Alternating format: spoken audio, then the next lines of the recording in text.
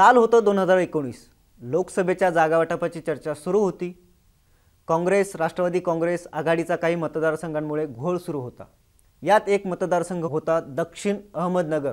सुजय विखेंसाठी हा मतदारसंघ काँग्रेसला सोडावा म्हणून राधाकृष्ण विखे पाटलांनी ताकद लावली, पण राष्ट्रवादीने मतदारसंघ सोडलाच नाही। त्यानंतर विखे भाजपत गेले आणि दक्षिण अहमदनगरचे खासदार झाले। पण गेल्या 4 वर्षात जशी राज्यात राजकीय उलथापालथ झाली तशीच ती अहमदनगर जिल्ह्यातही झाली।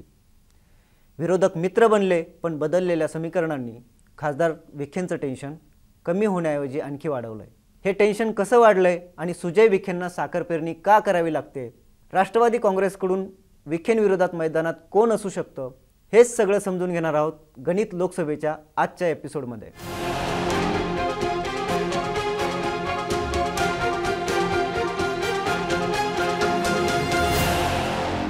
नमस्कार, मी भागवत आणि तुम्ही पाहताय मुंबई तक। सहकाराचा जिल्हा अशी ओळख असलेल्या नगरचे राजकारण काही कुटुंबाभोवतीच फिरत आलंय। यात एक कुटुंब आहे विखेंचं।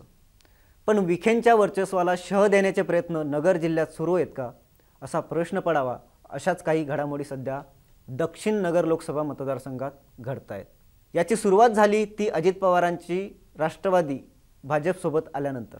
आधीच पक्षातून नाराजीचा सूर लावला जात असताना गेल्या काही महिन्यांपासून ज्या घडामोडी घडत आहेत त्याने सुजय विखेंसमोर मित्रपक्षांकडूनही आव्हान उभं राहताना दिसत आहे।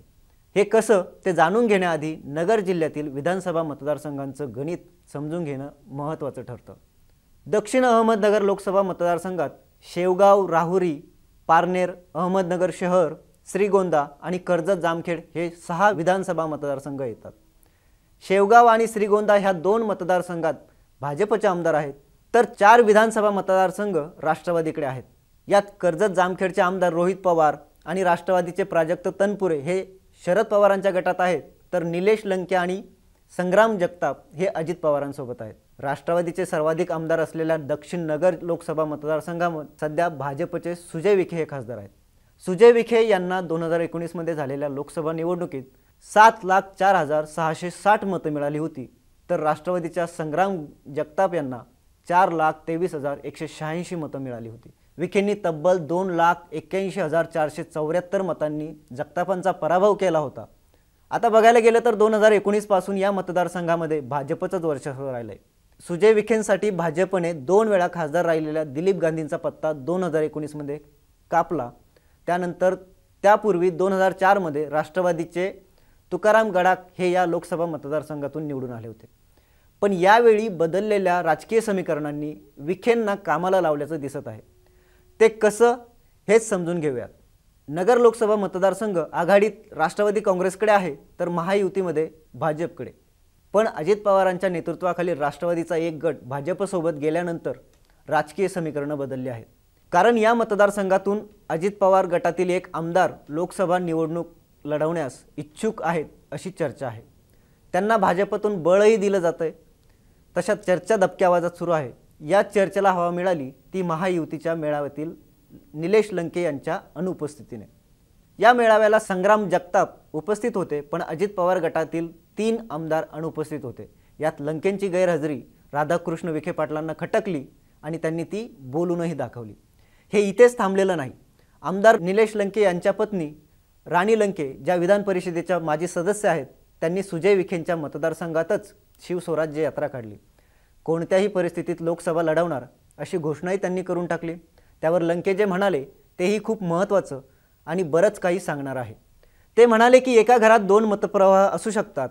या लंकेंच्या विधानाचा अर्थ जो काढायला हवा तोच काढला गेला आणि त्यामुळेच खासदार विखे अधिकच सावध झालेत।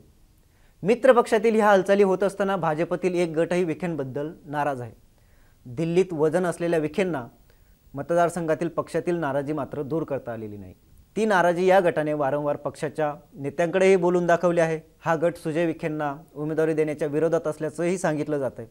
त्यात कर्जत जामखेडचे माजी आमदार राम शिंदे आणि विखे पाटलांमधील शीतयुद्ध विसरून चालणार नाही। राम शिंदेंनी त्यांच्या पराभवाला विखे पाटलांना जबाबदार ठरवलं होतं। त्यांची ही नाराजी अजूनही कायम असल्याचं सांगितलं जातं। शिंदेंनी पक्षाने सांगितलं तर नगरमधून लोकसभा लढू असं म्हणत विखेंनाही डिवचलं होतं। त्यातूनच विखेंविरुद्ध नाराज गट पडद्यामागे एकवटताना दिसतोय। तशी चर्चा नगर जिल्ह्यात सध्या सुरू आहे। त्यामुळेच विखे पाटलांनी ही निवडणूक खूप मनावर घेतली आहे। त्यांनी मतदारसंघात साखर पेरणीही सुरू केली आहे। या माध्यमातून ते 600 गावातील मतदारांपर्यंत पोहोचणार आहेत। प्रत्येक कुटुंबाला 4 किलो साखर आणि 1 किलो डाळीचे वाटप ते सध्या करतात। इतकंच नाही तर सुजय विखे यांच्या पत्नी धनश्री विखे यांची सार्वजनिक कार्यक्रमातील उपस्थितीही वाढली आहे। ही गोष्ट स्थानिक राजकारणात बरीच चर्चेत आहे। विखेंची अशी सगळी तयारी सुरू असली तरी आता महत्त्वाचा प्रश्न म्हणजे सुजय विखे यांच्या विरोधात उमेदवार कोण असणार। महाविकास आघाडीत हा मतदारसंघ राष्ट्रवादी काँग्रेसकडे आहे। त्यात शरद पवार आणि विखेंचं राजकीय वैर लपून राहिलेलं नाही।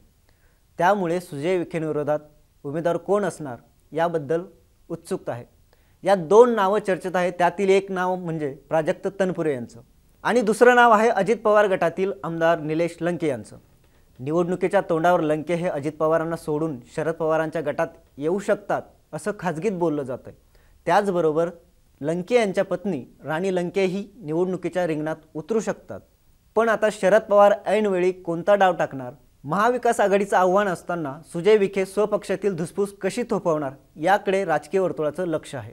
नगर लोकसभा मतदारसंघातून यावेळी कोण खासदार होईल याबद्दल तुमचा अंदाज काय हे कमेंट बॉक्समध्ये जरूर सांगा। त्याचबरोबर तुमच्या लोकसभा मतदारसंघातील राजकीय समीकरणं काय आहेत हेही सांगा।